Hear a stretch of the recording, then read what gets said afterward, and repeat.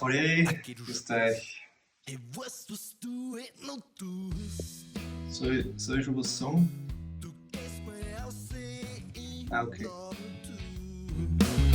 Genieß den nächsten Bries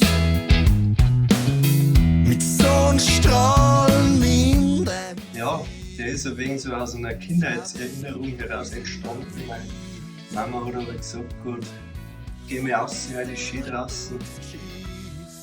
Und das war lange Zeit ein Zwang für mich, bis man dann realisiert, dass man aus den Sachen eine Freude rausziehen kann, aus denen, wie man so mal sitzt draußen gibt, weil es war drüber ein schöner Tag.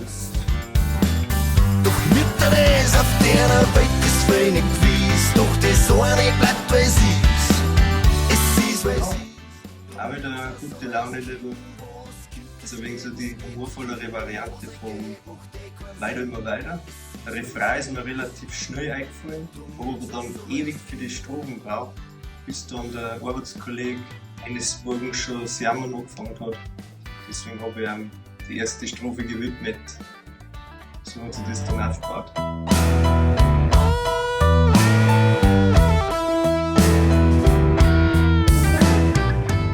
Was ich auch für die Arbeit mitgenommen habe, da lernt man ja die interessantesten Leute kennen.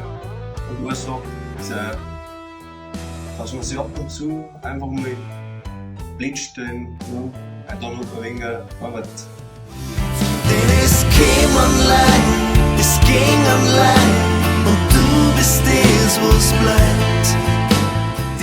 Wahrscheinlich einer von meinen besten Songs im Songwriting.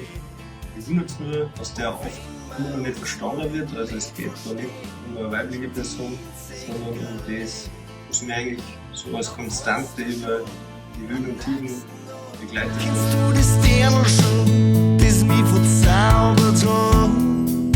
Ja, leckerst du einen Schoß, ist der Hund. Lustigerweise ist das daraus entstanden, ich habe damals den Song Hey Hey What Can I Do wollte ins Bayerische übersetzen. Dann hat es aber recht schnell eine eigene Richtung gekriegt. Dann legt ich mal jetzt meinen eigenen. Man kennt es immer noch, der Anfang ist textlich ziemlich ähnlich und das Lied mit der Kirche ist auch im Original drin, aber bei mir hat es ein wenig so ein Southern leeres Projekt, das Ganze. Das höre ich ziemlich gerne.